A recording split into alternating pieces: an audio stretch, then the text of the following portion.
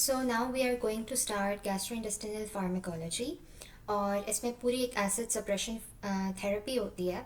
उसके लिए एक डायग्राम इन्होंने यहाँ पर शो की हुई है। This is basically gastric parietal cell और ये सारा उसका ल्यूमेन है और यहाँ पर कुछ रिसेप्टर्स हैं। अब basically there is M3 receptor, CCKB receptor, H2 receptor, somatostatin receptor and prostaglandin receptor. अब वेगस नर्व का क्या रोल है? वेगस नर्व स्टिमुलेट करती है एसिटाइलकोलिन को। एसिटाइलकोलिन जाकर M3 रिसेप्टर्स के ऊपर लगता है। देयर इज़ वो जाके स्टिमुलेट करता है GQ प्रोटीन्स को। GQ प्रोटीन आगे पॉजिटिव मैसेज लेकर जाती हैं to the messenger IP3। IP3 जो है वो फर्दर कैल्शियम चैनल्स को एक्टिवेट करता है, कैल्शियम रिलीज़ होता है जिसकी वजह से आगे फर्दर फिर sodium potassium ATP hydrogen potassium ATPase pump जो है वो एक्टिवेट होता है और वो हाइड्रोजन अल्टीमेटली ल्यूमेन में चला जाता है और ये बेसिकली इस तरह से एसिड गैस्ट्रिक पेराइटल सेल से फॉर्म होकर रिलीज़ होता है। ठीक है। दूसरा उन्होंने दिखाया हुआ है कि वेगस नर्व जो है वो गैस्ट्रिन रिलीजिंग पेप्टाइड को भी स्टिमुलेट कर रही होती है। गैस्ट्रिन रिलीजिंग पेप्टाइड फिर जी सेल्स के ऊपर जाकर एक्ट करता है। जी सेल्स स्टिमुलेट करते हैं गैस्ट्रिन को। गैस्ट्रिन अब दो तरह से काम करता है, या तो डायरेक्टली ये CCKB रिसेप्टर्स कोलिसिस्टोकाइनिन रिसेप्टर्स पे जाके, CCKB stands for cholecysto, I am not sure. ठीक है, CCKB रिसेप्टर्स के ऊपर जाकर लगता है। CCKB रिसेप्टर भी फर्दर आगे GQ प्रोटीन को स्टिमुलेट करेगा, वो आगे IP3 और कैल्शियम पाथवे को स्टिमुलेट करेगा और हाइड्रोजन पोटेशियम ATPase को स्टिमुलेट करेगा और एसिड हाइड्रोजन ल्यूमेन में चला जाएगा। इसी तरह गैस्ट्रिन ने क्या करना है कि उसने इंटेरोक्रोमोफिन लाइक सेल्स जो कि गैस्ट्रिक वहाँ पर ही होते हैं, वहाँ के एपिथेलियम से रिलीज़ होते हैं और वो इंटेरोक्रोमोफिन सेल्स जाके हिस्टामीन को स्टिमुलेट करते हैं। हिस्टामीन जाकर लगता है H2 रिसेप्टर्स पर। अब H2 रिसेप्टर्स स्टिमुलेट करते हैं GS प्रोटीन को। हमने देखा कि M3 receptor CCKB receptor GQ को स्टिमुलेट कर रहे थे। जो H2 रिसेप्टर है वो GS को स्टिमुलेट करेगा, वो आगे फर्दर साइक्लिक AMP को रिलीज़ करवाएगा। साइक्लिक AMP ने पॉजिटिव इफेक्ट करना है हाइड्रोजन पोटेशियम ATPase पर, जिसकी वजह से हाइड्रोजन स्टमक के ल्यूमेन में चला जाएगा और पोटेशियम सेल के अंदर चला जाएगा। राइट, ये चीज़ हमने देख ली। फिर आ जाता है सोमैटोस्टैटिन, वो जाके इस रिसेप्टर पर लगता है। सोमैटोस्टैटिन के रिसेप्टर को वो स्टिमुलेट कर रहा है GI प्रोटीन को। GI प्रोटीन फर्दर इनहिबिट करती है साइक्लिक AMP को। जब साइक्लिक AMP इनहिबिट होगा तो हाइड्रोजन पोटेशियम ATPase स्टिमुलेट नहीं होगा। इसी तरह प्रोस्टाग्लैंडिन्स भी GI प्रोटीन को स्टिमुलेट कर रहे होते हैं और GI अल्टीमेटली साइक्लिक AMP को इनहिबिट करता है। तो ये हमने ज़रा सा देख लिया कि यहाँ पर रिसेप्टर्स कौन कौन से हैं and how are they influencing the hydrogen potassium ATPase pump. इसके अलावा ये तो सेल मेम्ब्रेन लेवल पर हमने देख लिया क्या हो रहा है गैस्ट्रिक पेराइटल सेल में। अब विद इन द सेल क्या हो रहा है? ठीक है, विद इन द सेल ये हो रहा है कि कार्बन डाइऑक्साइड और वाटर जो है वो कंबाइन करके उनके ऊपर एंजाइम ऐड करता है, विच इज़ कार्बोनिक एनहाइड्रेज। वो कार्बोनिक एसिड बनता है, वो फिर इनटू कन्वर्ट हो जाता है into bicarbonate and hydrogen ions. Hydrogen ions वही हाइड्रोजन पोटेशियम ATPase के थ्रू ल्यूमेन में रिलीज हो जाते हैं और जो बाइकार्बोनेट है it gets exchanged for chloride and this happens in the alkaline diet. यानी कि जब भी हम मील्स लेते हैं, अब alkaline diet occurs after the meals या फिर वॉमिटिंग के केस में होता क्या है कि मील्स लेने के बाद ब्लड की pH रेज हो जाती है। क्यों रेज होती है? Alkaline diet is basically increase in the blood pH after gastric acid secretion, क्योंकि मील्स के बाद क्या होता है कि ये वाला प्रोसेस होता है, बाइकार्बोनेट रिलीज हो जाता है ब्लड में और उसकी वजह से pH ब्लड की इंक्रीज हो जाती है और क्लोराइड जो है वो सेल के अंदर आ जाता है। सो ये भी हमने डिस्कस कर लिया। बाकी यहाँ कुछ इनहिबिटर्स का जिक्र है, लाइक फॉर एग्जांपल एट्रोपिन का नेगेटिव इफेक्ट होता है ऑन द एट्रोपिन जो है वो एसिटाइलकोलिन को M3 रिसेप्टर पर एक्ट नहीं करने देता। सो बेसिकली एसिड सप्रेशन करवा रहा होता है एट्रोपिन। बाकी जो H2 ब्लॉकर्स हैं वो हिस्टामीन रिसेप्टर पर हिस्टामीन को नहीं लगने देते। इसके अलावा proton pump inhibitors hydrogen potassium ATPase को इनहिबिट कर रहे हैं। एंटासिड्स जो हैं वो गैस्ट्रिक ल्यूमेन में एक्ट करते हैं, वहाँ पर इसको इनहिबिट कर रहे हैं। और जो सुक्रिलफेट बिस्मुथ है ये भी जो एसिड सिक्रीशन का प्रोसेस है उसको इनहिबिट कर रहे होता है। मिसोप्रोस्टोल प्रोस्टाग्लैंडिन्स को इनहिबिट करता है। So that's it about the diagram. इसके बाद कुछ डिटेल्स में जाते हैं. H2 ब्लॉकर्स, बेसिकली इनकी एग्जांपल्स हैं सिमेटिडीन, फेमोटिडीन, नेजिटिडीन. ये उन्होंने क्या है, take H2 blockers before you dine, यानी खाने से पहले H2 ब्लॉकर्स लेते हैं. ठीक है. मैकेनिज्म क्या होता है कि ये हिस्टामीन जो रिसेप्टर्स हैं उनका रिवर्सिबल ब्लॉकेज कर देते हैं, जिसकी वजह से पैराइटल सेल्स से हाइड्रोजन की सिक्रीशन कम हो जाती है. यूज़ क्या है, पेप्टिक अल्सर में, गैस्ट्राइटिस को ट्रीट करने के लिए, माइल्ड एसोफेजियल रिफ्लक्स को ट्रीट करने के लिए दिया जाता है. एडवर्स इफेक्ट्स क्या हो सकते हैं इनके. सिमेटिडीन जो है ना, specifically it is a potent inhibitor of cytochrome P50, और हमें पता है cytochrome P50 is involve in multiple drug interactions. So cimetidine उसको इनहिबिट कर देगा. बाकी एंटी एंड्रोजेनिक इफेक्ट्स भी होते हैं सिमेटिडीन के, लाइक प्रोलैक्टिन को रिलीज करवाएगा, गायनिकोमास्टिया कॉज करवा सकता है. It may cause impotence and decrease libido in males. It can cross the blood brain barrier, जिसकी वजह से ये कन्फ्यूजन, डिजीनेस और हेडेक्स करवा सकता है. और it can cross the placenta as well. जो सिमेटिडीन है वो क्रिएटिनिन की रीनल एक्सक्रीशन को कम कर देता है. सो ब्लड क्रिएटिनिन लेवल्स जो हैं वो इंक्रीज हो जाएंगे. बाकी other H2 blockers they are relatively free of these effects. तो ये इफेक्ट्स स्पेसिफिकली सिमेटिडीन के थे. Now comes proton pump inhibitors. Examples include omeprazole, lansoprazole, esomeprazole, pantoprazole and dexlansoprazole. इसका मैकेनिज्म क्या होता है, ये इरिवर्सिबली इनहिबिट करते हैं हाइड्रोजन पोटेशियम ATPase को स्टमक के पैराइटल सेल्स में. किन कंडीशंस में इनको दिया जाता है, क्लिनिकल यूजेस क्या है, पेप्टिक अल्सर को ट्रीट करने के लिए, gastritis, oesophageal reflux, Zollinger Ellison syndrome, इन सब को ट्रीट करने के लिए दिया जाता है. बाकी it is a component of therapy for H. pylori and stress ulcer के प्रोफाइलैक्टिकली भी उसमें हम प्रोटोन पंप इनहिबिटर्स देते हैं. एडवर्स इफेक्ट्स क्या होते हैं प्रोटोन पंप इनहिबिटर्स के, इनके देने की वजह से जो क्लोस्ट्रीडियम डिफिसिल इन्फेक्शन है उसका रिस्क बढ़ जाता है. न्यूमोनिया हो सकता है, एक्यूट इंटरस्टिशियल नेफ्राइटिस हो सकता है. Always remember this. और इसके अलावा विटामिन B12 मैल एब्जॉर्प्शन हो सकती है. There might be decreased serum magnesium और कैल्शियम एब्जॉर्प्शन. ठीक है, which potentially leads to increased fracture risk in older adults. ठीक है, तो सीरम मैग्नीशियम और कैल्शियम की एब्जॉर्प्शन भी कम हो सकती है इनको लेने की वजह से. बाकी इसके बाद आ जाते हैं एंटासिड्स. ठीक है, they can affect the absorption, bioavailability और urinary excretion of other drugs by altering the gastric and urinary pH और by delaying the gastric emptying, यानी गैस्ट्रिक एम्प्टिंग को भी डिले कर सकते हैं. ये सारे हाइपोकैलेमिया करवा सकते हैं. एंटासिड्स क्यों हाइपोकैलेमिया करवाते हैं, वो कैसे करवाते हैं, basically they induce metabolic alkalosis, जो कि पोटेशियम को सेल्स के अंदर शिफ्ट कर देता है और रीनल पोटेशियम एक्सक्रीशन को इंक्रीज कर देता है. इसकी वजह से हमारे पास हाइपोकैलेमिया हो जाता है. अब एल्यूमिनियम हाइड्रोक्साइड. ठीक है, एल्यूमिनियम हाइड्रोक्साइड जो है इट कॉजेज हाइपोफॉस्फेटीमिया, क्योंकि ये इंटेस्टाइन में फॉस्फेट के साथ बाइंड कर जाता है. ठीक है, सो ये क्या क्या करवा सकता है एल्यूमिनियम हाइड्रोक्साइड, एक कॉन्स्टिपेशन करवा सकता है, हाइपोफॉस्फेटीमिया करवा सकता है, ऑस्टियोडिस्ट्रोफी, प्रॉक्सिमल मसल वीकनेस और सीजर्स, ये सारी चीज़ें करवा सकता है. और एल्यूमिनियम मिनिमम से याद रखें, मिनिमम अमाउंट ऑफ फीसेस, यानी कि ये कॉन्स्टिपेशन करवाता है बेसिकली. इसको अब क्यों इसको यूज़ क्यों किया, ये basically it is a phosphate binder, और ये हाइपरफॉस्फेटीमिया को ट्रीट करने के लिए एल्यूमिनियम हाइड्रोक्साइड दिया जाता है, स्पेशली क्रॉनिक किडनी डिजीज़ में. और ये हाइपोफॉस्फेटीमिया क्यों करवा सकता है, और बाकी जो एसोसिएटेड कंडीशंस हमने देखी हैं क्यों करवाता है, क्योंकि ये इंटेस्टाइनल फॉस्फेट को बाइंड करता है, उसकी एब्जॉर्प्शन को रिड्यूस कर देता है, जिसकी वजह से फॉस्फेट डिप्लीट हो जाता है, बोन की मिनरलाइजेशन इम्पेयर हो जाती है, जिसकी वजह से ऑस्टियोमेलेशिया या ऑस्टियोडिस्ट्रोफी होती है, मसल वीकनेस होती है, और अगर ये बहुत स्वेयर है तो न्यूरोलॉजिकल कॉम्प्लिकेशंस हो सकती हैं.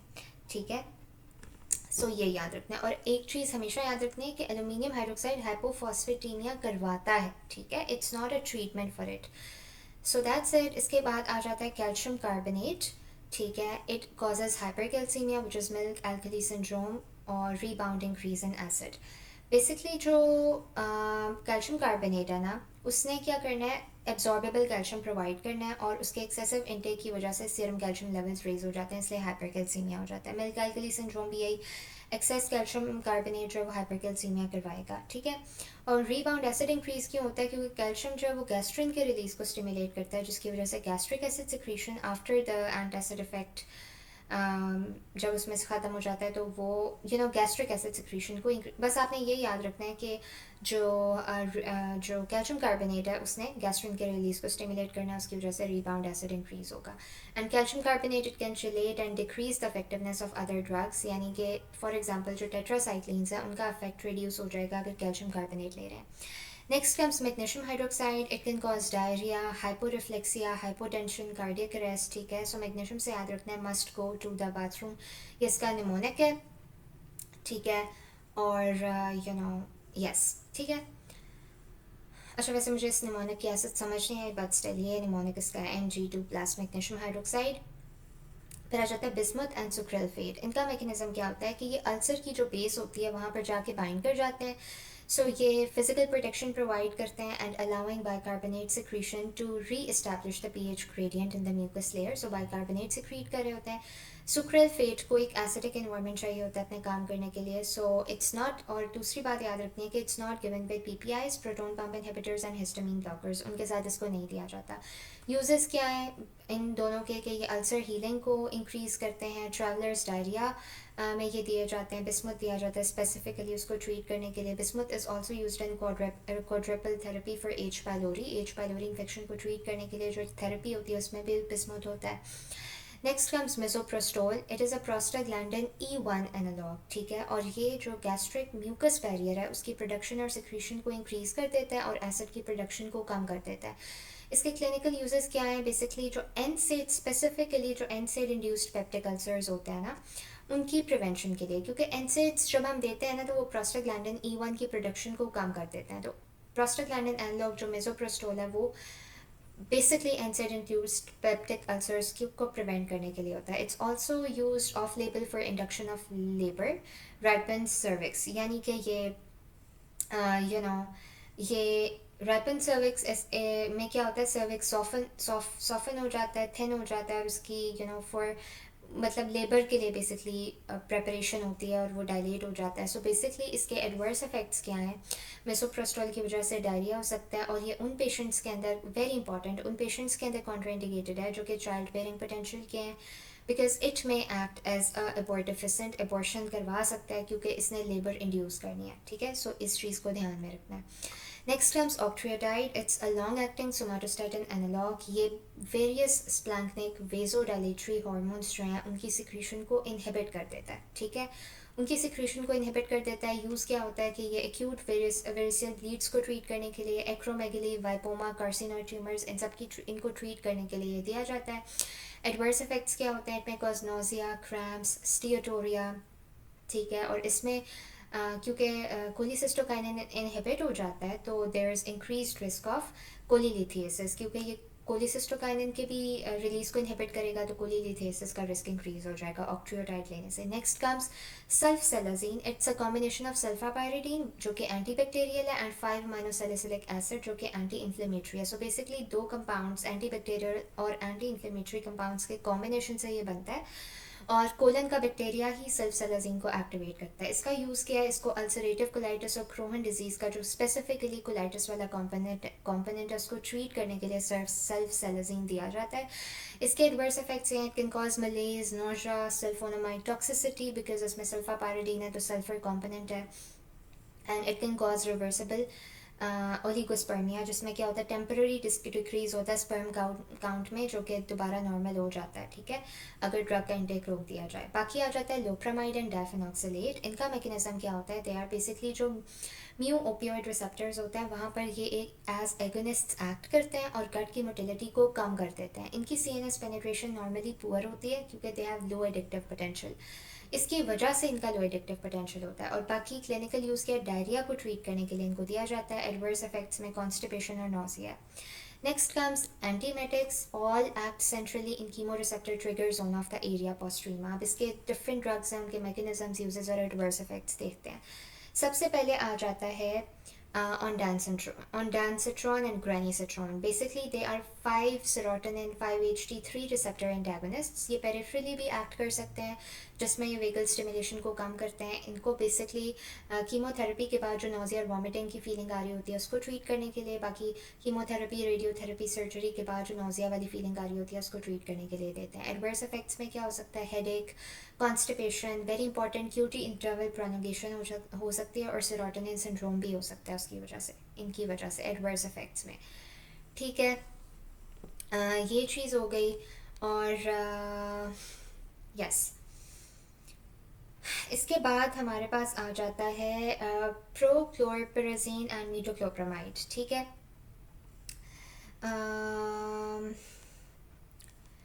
अच्छा, ये क्या करते हैं?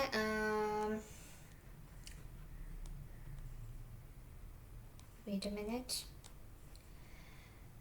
ये क्या करते हैं कि ये D2 रिसेप्टर एंटेगोनिस्ट्स हैं। ठीक है,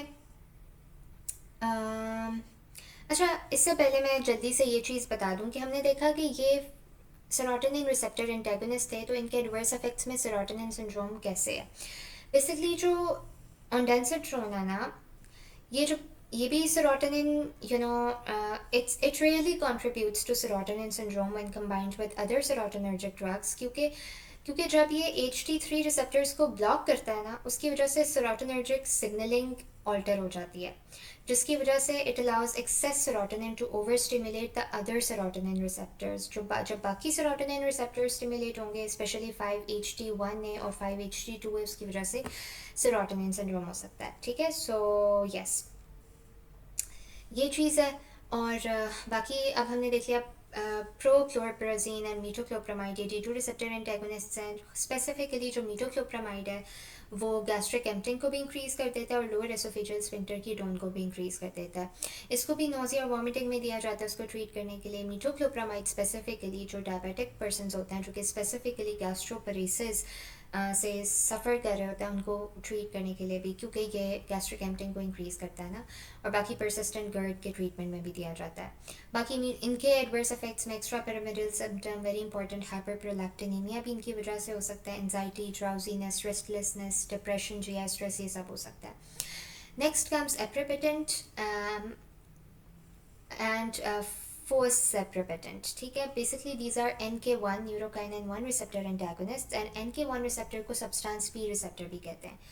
ये भी कीमोथेरेपी इंड्यूस्ड नोज़िया और वॉमिटिंग को ट्रीट करने के लिए होता है। एडवर्स इफेक्ट्स में फटीग और जीआई डिस्ट्रेस है। ठीक है, नेक्स्ट कम्स ऑर्लीस्टैट। इसका मैकेनिज्म क्या है कि ये गैस्ट्रिक और पेंक्रियाटिक लाइपेज को इनहिबिट कर देता है। ठीक है, और जिसकी वजह से क्या होता है कि जो डाइटरी फैट्स हैं उनका ब्रेकडाउन भी कम होगा, उनकी एब्जॉर्प्शन भी कम होगी, और इसको फैट कंटेनिंग मील्स के साथ लिया जाता है। क्लिनिकल यूज़ क्या है कि weight loss, you know weight loss, इसका यूज़ है कि ये वेट लॉस करवाता है। ठीक है, सो यस, अच्छा, नहीं, वेट लॉस, अच्छा ठीक है, सो वेट लॉस को आई थिंक ट्रीट करने के लिए ऑर्लीस्टैट देता है। अच्छा, तो इसके बाद आ जाता है इसके एडवर्स इफेक्ट्स में एब्डोमिनल पेन है, फ्लैटुलेंस है, bowel urgency and frequent bowel movements, steatorrhoea, और बाकी ये फैट सॉल्युबल विटामिन्स की एब्जॉर्प्शन को डिक्रीज़ कर देता है। सही है, तो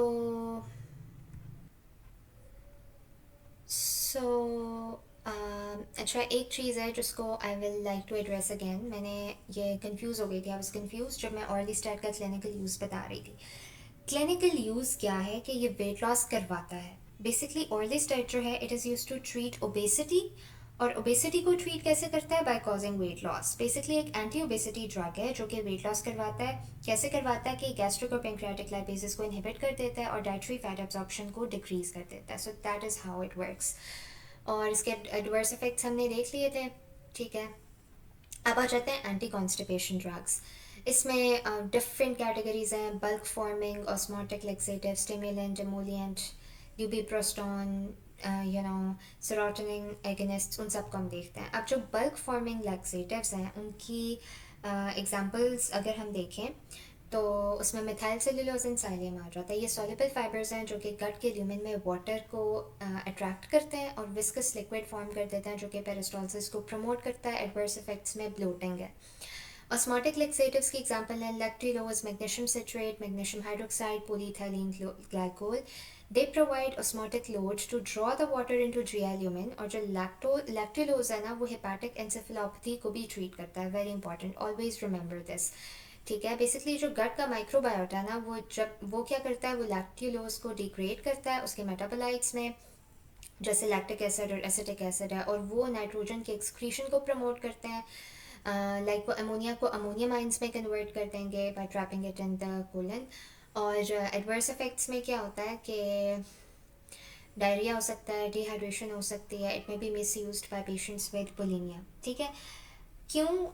बिकॉज दे कॉज जो ऑस्मोटिक लेक्सेटिव्स है ना, they may be misuse in patients with bulimia क्योंकि they cause temporary water loss through diarrhoea, जिसकी वजह से वेट लॉस का फॉल्स इंप्रेशन जाता है, लेकिन असल में एक्चुअली बॉडी फैट रिड्यूस नहीं हो रहा होता। ठीक है, तो इस तरह से होता है। बाकी आ जाता है स्टिमुलेंट लैक्सेटिव्स, जिसमें बिजाकुटाइल और सना आ जाते हैं। ये इंटेरिक नर्व्स को वहाँ पर स्टिमुलेट करते हैं और कोलन की कॉन्ट्रैक्शन करवाते हैं। और एडवर्स इफेक्ट्स में डायरिया। एमोलियंट लैक्सेटिव्स में डोक्यूसेट आ जाता है जो कि सर्फैक्टेंट है। ठीक है, और वो स्टूल की सरफेस टेंशन को कम कर देता है, जिसकी वजह से water entry into the stool promote होती है। इसके भी एडवर्स इफेक्ट्स में डायरिया है।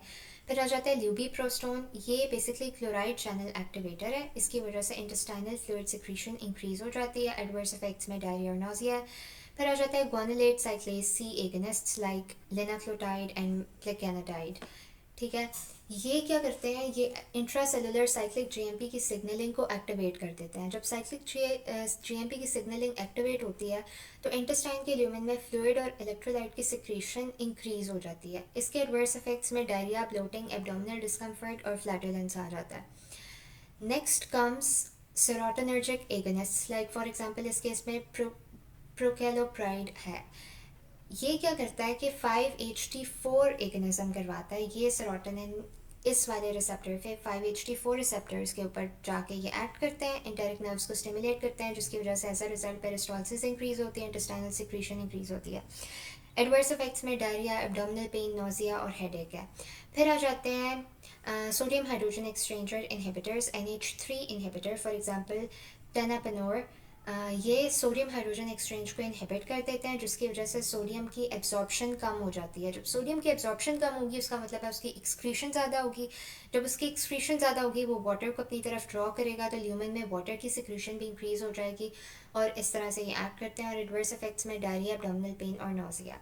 सो we are done with the pharmacology portion of the gastrointestinal system, in which we talked about specifically about the histamine blockers, proton pump inhibitors, antacids, and different other compounds related to treating diarrhoea and constipation. और फिर antiemetics को discuss किया, उसके बाद anti constipation drugs को जिनकी different categories थी उनको डिस्कस किया।